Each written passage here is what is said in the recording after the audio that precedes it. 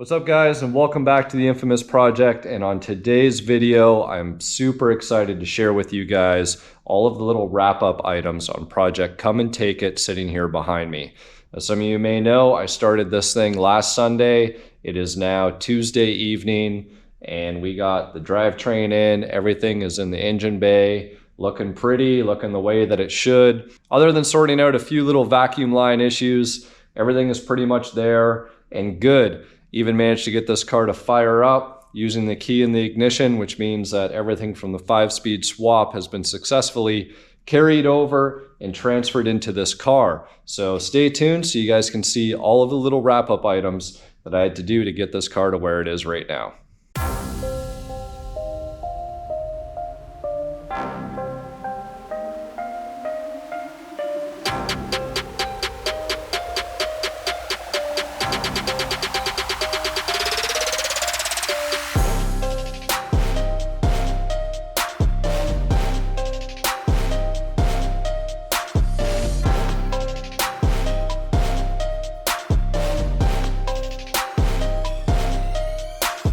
Guys, we're getting into some moments of truth here, and the intake is on, cold air intake is hooked up, all the connectors are there, vacuum lines are hooked up.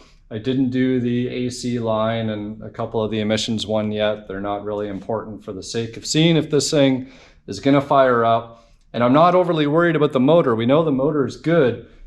Well, hopefully it's good after all of our exercises and things that we've upgraded and changed. But the reality is the wiring's unknown, the computer is unknown. I had to fix a lot of connections down by the starter solenoid. So this is the first time I'm about to put power to the car. So let's go ahead and see what happens when I touch this negative battery terminal. I want to make sure we don't see sparks. Okay. Doesn't seem like anything is, damn connector, there we go. That should be power. Keys in the ignition.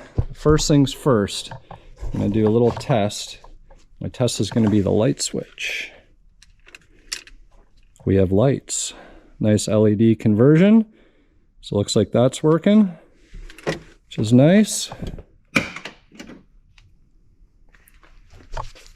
See what happens when we turn the key forward. I heard a relay click, but I do not hear a fuel pump. Okay, so we're gonna have to investigate that one. We know that they messed around with the wiring for the fuel pump.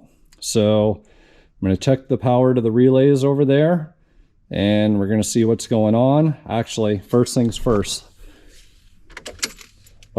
Let's check the obvious. Funny thing is I can actually hear the fuel pump relay clicking the way that it should in terms of priming.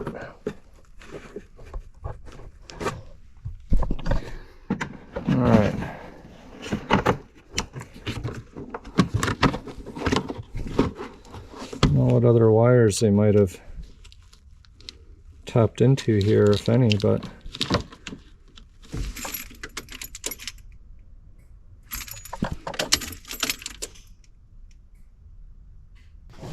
there's something going on in terms of power going down to the pump. We have to do some troubleshooting.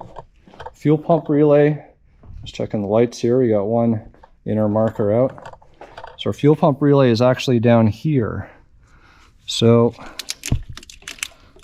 to check some of this, I don't know if it's that one or this one. Anyways, we'll do some investigating here and see what I can find. But no fuel is going to mean no start. All right, guys, so just checking the TPS voltage here. The key is forward, and we're at 0.98 volts, which is more than enough and well within range for the car to start. And it's good that it's not maxed out to 5 or that it's not 0, which means that everything from the, I guess, computer standpoint is in fact working. So let's go ahead now and figure out this fuel pump issue. I've tried swapping the relay, and this guy is clicking when the ignition is getting turned on. I checked all the wiring down and the starter solenoid area there. I've checked the shutoff switch in the trunk, and now I'm kind of like back tracing just to see how far we have proper continuity, just to make sure. So this green wire and this connector in the kick panel here is the main one that goes to the pump. So if I give it 12 volts, I can hear the fuel pump engage. So that's good. Now I'm going to go over to the passenger side where ultimately this green wire is and see what things are looking like over there. Check the computer, everything was looking good there. This wire is the one that ultimately goes to the fuel pump, which there's no power getting to it.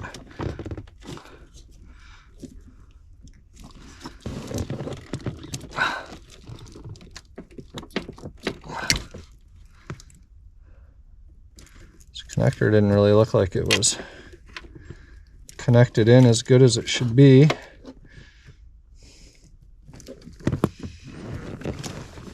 Alright, so this is the one that's coming from our main harness.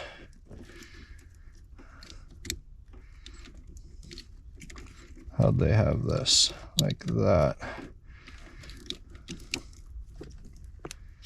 Interesting. So these wires actually don't all necessarily line up here. That's okay.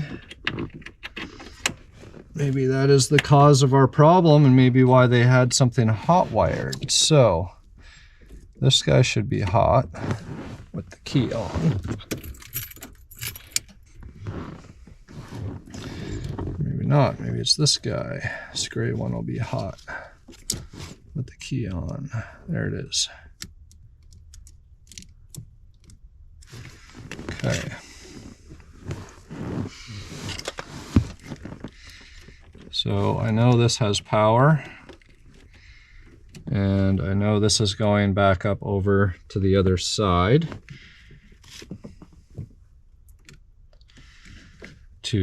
so I know that this harness is going up over to the driver's side, which means that if I give some power here, it should kick the fuel pump on, which it is.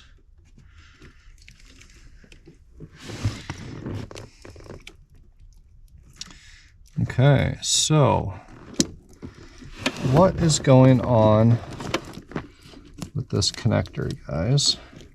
All right, there we go.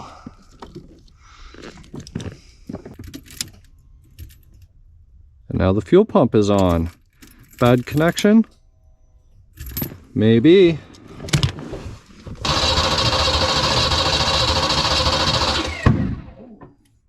It's got fuel. Whew. Little backfire.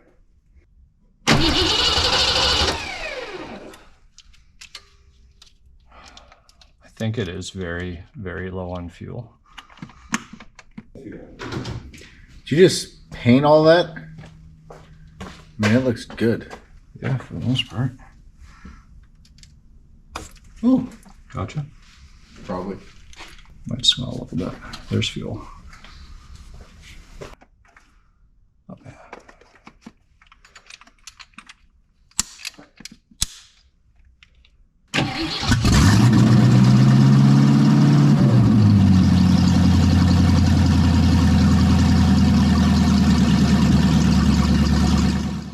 All right, guys, so getting into the T5 swap stuff here, here's one plug that's important. In fact, you need this harness right here. I'll wipe it off because I already had some cleaner in there.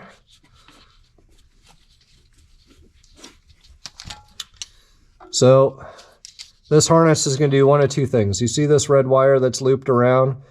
This goes through the neutral safety switch circuit, and essentially all as it does is it shorts out these two wires here. The white with the pink trace, which if any of you guys have ever installed an alarm in a Foxbody, this is the wire that you cut to intercept the ignition.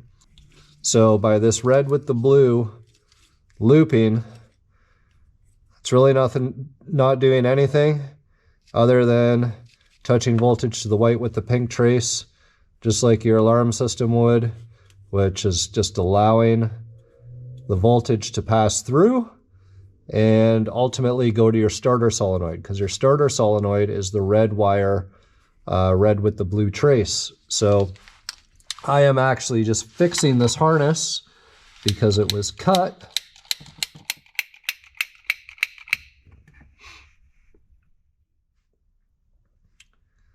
I'm not sure why it was cut. Kind of unfortunate, but it's all good. Got my shrink tube on here. Try not to burn myself.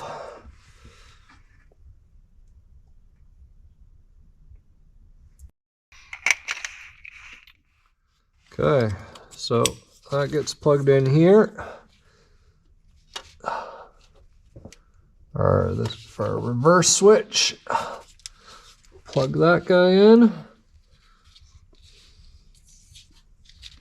Need to get the little holder for the harness here to keep it up out of the way.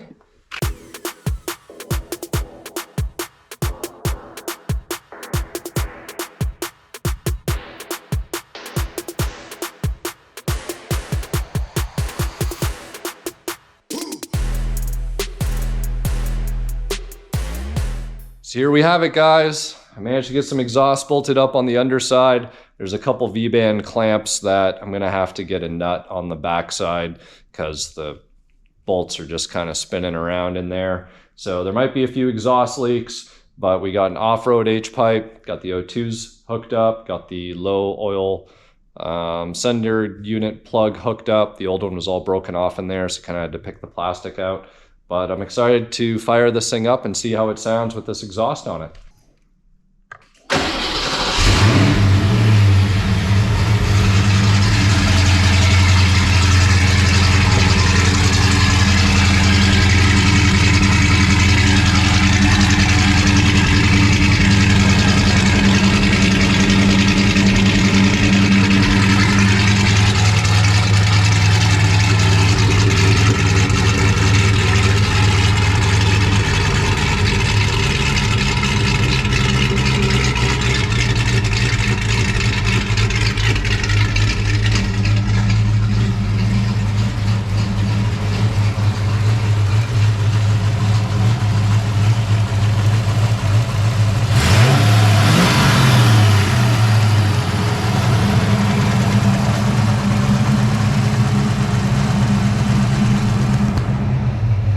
Doesn't sound too bad.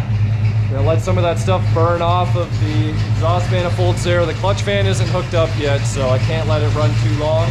So I'll probably switch it off. I'll get the timing set up, make sure that the timing is good, but man, this thing's idling and purring away like a kitten.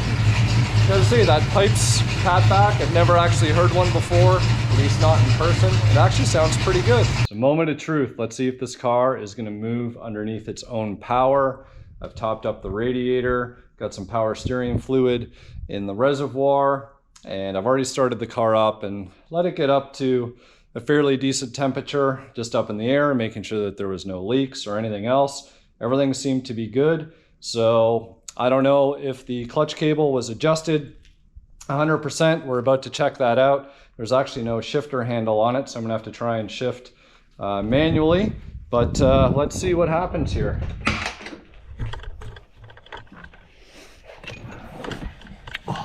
Excuse everything dangling in this interior. I got this here.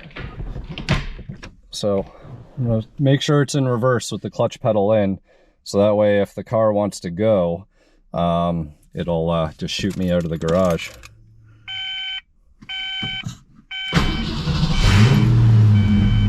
All right, clutch pedal is in and we're not moving, which is good.